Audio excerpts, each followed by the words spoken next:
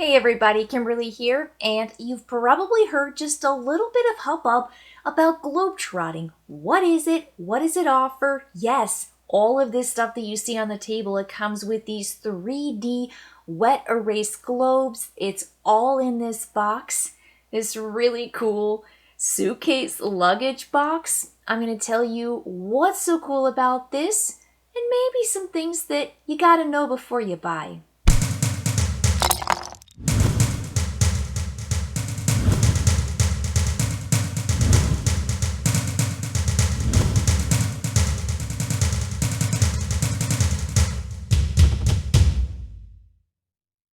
So the experience in this game is really where it's at. It is a very tactile 3D experience that you're going to go on as you travel around the world. Literally this globe right in front of you. Every player is going to receive a globe in this stand. They're going to receive one destination card of spring, summer, and fall. I've got my cards out right here. I am going to go on a themed cruise in spring. For my summer, my goal is to dine at a 5-star restaurant. And then lastly, for my fall trip, I am skiing up north. So I've got these sitting out in front of me. And then I also have my passport. Everyone's going to get a passport. There are 3 of the other ones sitting over here. And so the really interesting thing about your passport is what's on the inside. And everything that you see here, literally everything in this game is wet erase friendly. So you are going to be drawing all inside your passport throughout the game, keeping track of your miles and your victory points, your accomplishments.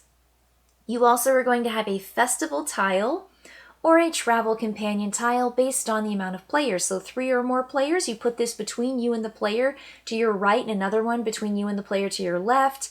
But in a 1 to 2 player game, you keep this in front of you and you might actually line up your travel trips with your spring, summer, and your fall.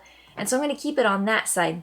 There are 2 global objectives that are from a giant stack. I mean, look at this giant stack right here of different global objectives that are public for players to go for. This one says you need to go to destinations in 6 continents, all of them. And the other one is each trip intersects another trip. So I've got these sitting out here.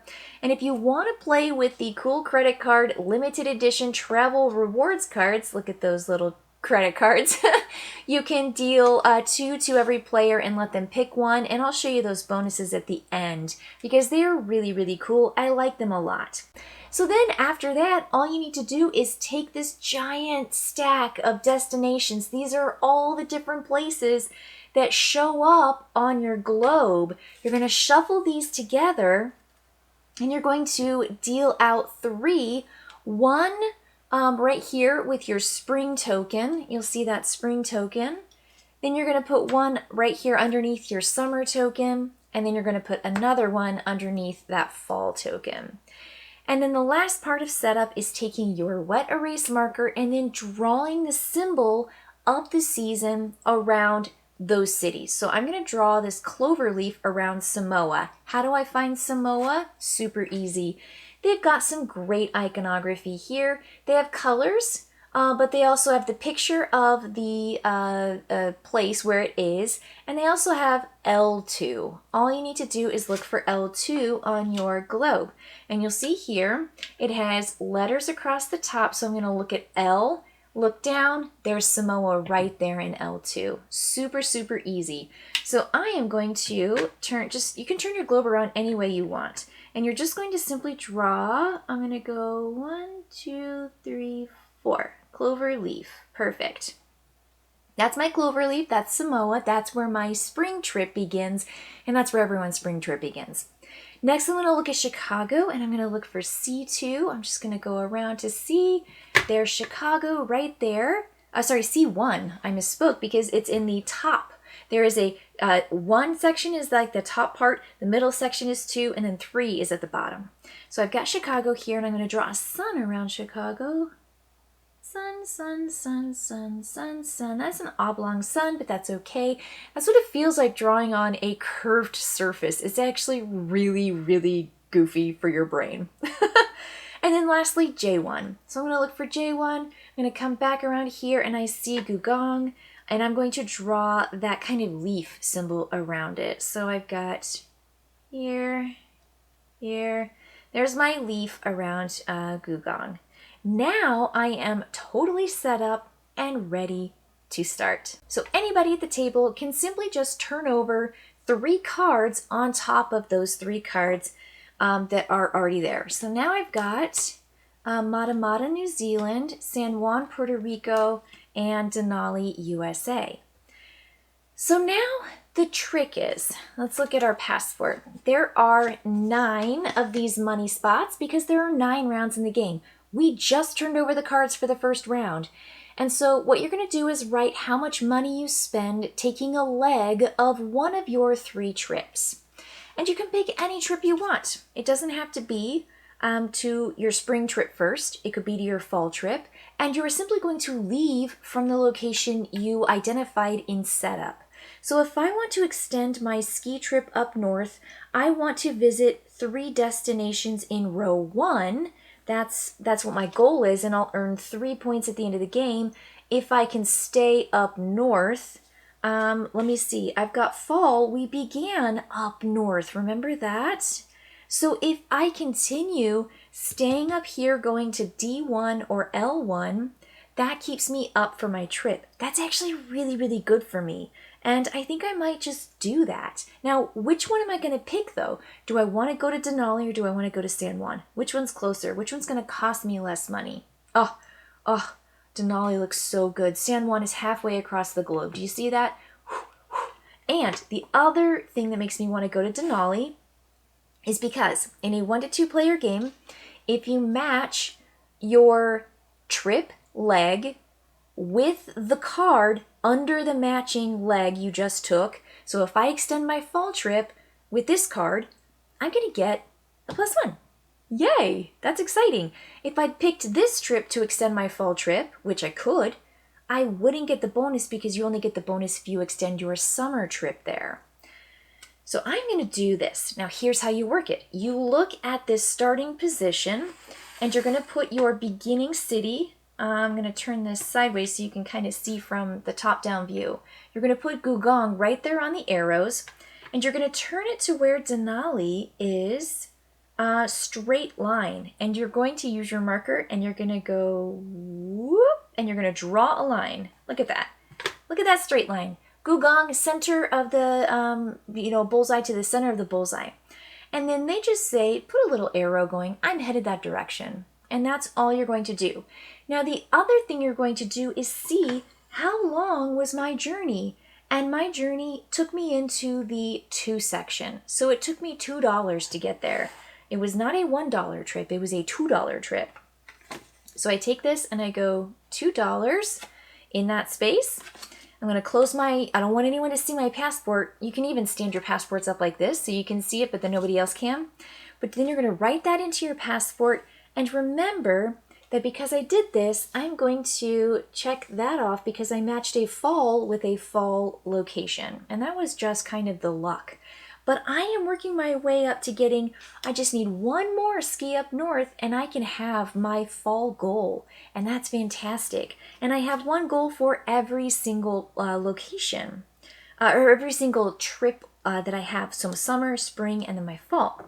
Now, the cool thing about my fall is I've actually already accomplished my dine at a 5-star restaurant because I started my summer trip, if you remember, in Chicago. And Chicago has that, where's my summer trip? It should be under the summer. Chicago has this symbol down here, and that's the urban city building symbol. And there are also different city locations. There are, not city locations, but there are like this color. You've got kind of like totems or monuments. There are trees, and there is another symbol that I'm not seeing right now. But that is going to also be a part of your goals that you have for your legs, for your spring, summer, and your fall journeys. And so that one wanted me to be exactly 1. So if I want to extend my summer trip, I can't go to another one of those kinds of cities or I lose my 2 points that I've already essentially locked in. So I'm making progress. I just get to pick One, that's it. I don't get to extend all of them. And I just picked that one and that's it. Everyone's going to be doing all of that. Meanwhile, we're trying to accomplish the global objectives at the same time. This is round 2. We're just going to flip over the cards. Cat Island, Japan. Cartagena, Colombia. Great Barrier Reef in Australia. It looks like if I visit 4 of the same type of destination, go on a themed cruise for spring, I can get 5 victory points. But I have to do 4 of the same destination type. So my first one that I began with was this tree symbol. This is kind of like an arbor symbol. There's the monuments, and then there's that resort symbol. So I don't see, there's a tree, maybe a Great Barrier Reef. Maybe I extend my spring with the Great Barrier Reef. Let me take a look at that. How far away is that? Where's spring? Spring's here. And Great Barrier Reef is K3. That's so close. I can take these cheapy flights and I can actually accomplish what I want. So same thing, you can even go the other way if you want. So I've got Samoa going to the Great Barrier Reef. And let me line it up. And you know what? It's just under my 2. It did not cross into the 2 zone. So I'm going to end there and I'm going to put my arrow and I'm going to write in number 1 for my second leg of my 9 trip. I only get 9 legs to add to all 3 of my trips in total, not for each of my trips. And I always get to pick which one.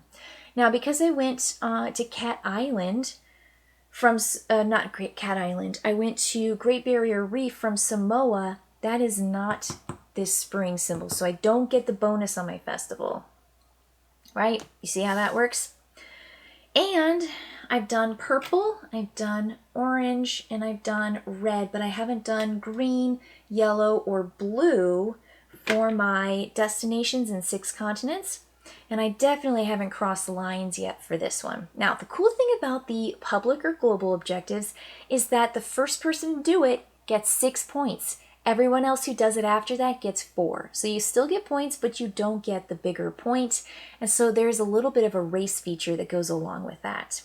Now, when you complete your objective, you just kind of set it to the side or turn it over. You could even put a check mark on it like this. Remember, I said everything you see here is wet erase. You can draw on everything. Cards, you can draw on cards. You can draw on these tiles. You draw on your festivals or your travel companions. You draw on, on your passport, and you can draw on these as well. So everything is super, super friendly when it comes to that. And you just simply do the card flipping. That's your check your available flights. Then you're going to book a flight. Everyone's going to pick which card they want. Everyone gets to pick whichever one they want, and they can extend any of the 3 journeys. And then you pay your airfare in your passport. That's all you do, and you do that 9 times. And that's why this game takes only half an hour to play. It is super, super replayable in that you have a lot of these. Look, there's a lot of fall opportunities. These are all just fall goals. Then you have the same thing for your summer and for your spring. There are these opportunities to get bonuses. Everyone's going to get a unique card. Let me show you what some of these cards do. This one says you get +2 victory points if you complete both of the global objectives. And you can do it by either getting the 6 or the 4. This one says if you spent less than 20 bucks, you're going to get a +2. Now, if I had gotten this card, that would be great because I'm spending very, very little money. My journeys are taking me on small, small legs. And you'll see here that this goes from 1 all the way to 5, meaning you are going to be sometimes jetting all the way around the globe halfway, taking a big, big long flight that costs a lot of money. That's $5 for that one. So it might actually add up. This one is really nice. If you take long legs, all your flights that cost you 4 or 5 cost you 3 instead. So these are really, really cool. I love the travel rewards. Every time I play with these because they're super easy to add, and they just give everyone a bit of a boost, and I think it's just fantastic. So the way that the travel companions works is if you are, oh, somebody wrote, I didn't erase it from last time. Ha! It's really, I'll talk about the wet erase here in a second.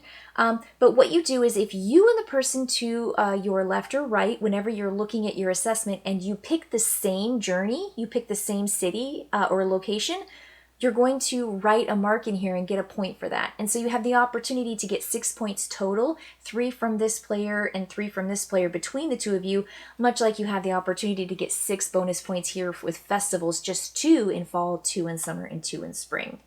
So that's how that guy works. And then at the end, here's what you're going to score. You're going to count up all your money. And this is the crazy fun part. You're going to score 2 points for every player that spent more than you. So you want to take shorter journeys, but to get your goals, you might have to take long journeys. So if I spent more money than everybody at the table, I get a 0 for this. So it depends on how many players are at the table and how little you spend. This is for your first global objective, your second one. This is for all of your cards combined. How much did you earn on your spring, summer, and fall trip? Here is again that festivals or the travel companion side, and there's your total score. And you're going to add it all up, and whoever has the most victory points wins Globetrotting. But this game is so shareable, and it absolutely has that table presence wow factor. I love how giant these cards are. These cards are beautiful. They're gorgeous. They're easy to read. I love looking at them. They have great iconography that matches up perfectly with the globe itself. The globe is really easy to handle. It's really easy. It sets in here nicely. When you line up your city and you draw your line, it's actually really easy to use. So easy to operate. It just sits in there really pretty. I love that the cards are all wet erase. Everything you can write on, everything is super clear. These goals are just so, it's pretty. It's nice. It feels good. When you look at these cards, you just want to read them. You want to be there. You want to do it. Obviously, you care about the victory points, but along the way, these cards are actually really nice to look at. So lovely, lovely cards. I've already talked about how much I love the travel rewards, the limited edition bonus cards. There are tons of these global objectives. Like I showed you before, I have these limited edition ones. So there are 6 of those and 6 of the basic ones. So plenty of combinations there that you can actually use. Now here's where some of my reservations come in. Storing this is, for me, going to be a very strange impossibility because it took me hours to put 4 globes together. And I know they probably didn't intend for me to spend 4 hours putting globes together, but it took me so long, and I find that they're really solid. They stay together well, and they lined up, and everything snapped together, and I had no problems other than it took me an ancient amount of time to put them together. And so I just did not want to take them apart because it would take me forever to get them back together again. And then it would make me not want to play the game again and share the game with 4 players. So what I think I'm going to do is put 2 globes out on display on my dry bar over there where I have some dice and figures and stuff. And I'm going to pack 2 globes in here still put together. I'm not going to disassemble them. I'm not going to disassemble them.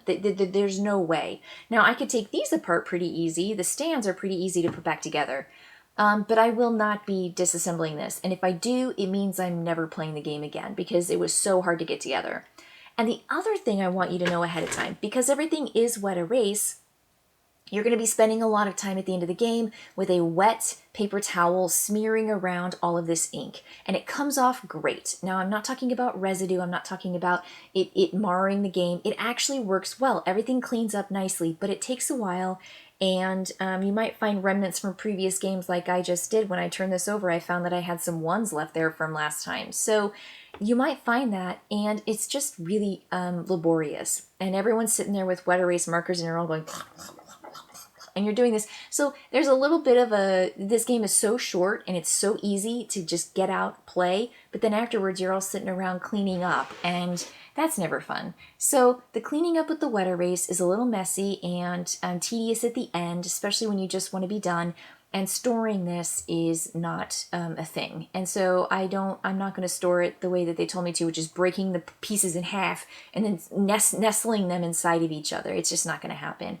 I love this game box too. I mean, it's really, really cute. I mean, it looks like a suitcase. It's adorable. So yes, I like it, but there are some things you have to know. And I don't know if knowing that ahead of time would have made me not want to get the game, but I think this game has so much table presence and shareability that if you want to play this, if you want to just like love it, kind of like the way I do, know that there are some things that might get in the way of ease of play, ease of putting back together, and breaking down. So it's really just about the non-playing part of it that is challenging to me, because I find this game to be just so satisfying and enjoyable and fast. I love how fast this game is. It really is 30 minutes, and I play it in 30 minutes, and it's just loads of fun. And the more and more I play it, the more and more I like it. And so I'm very excited to take this to game night at my school.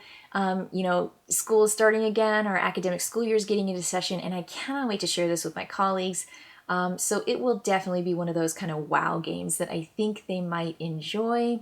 So Globetrotting, loads of fun, as long as you are ready for some wet erase cleanup and storing potential problems.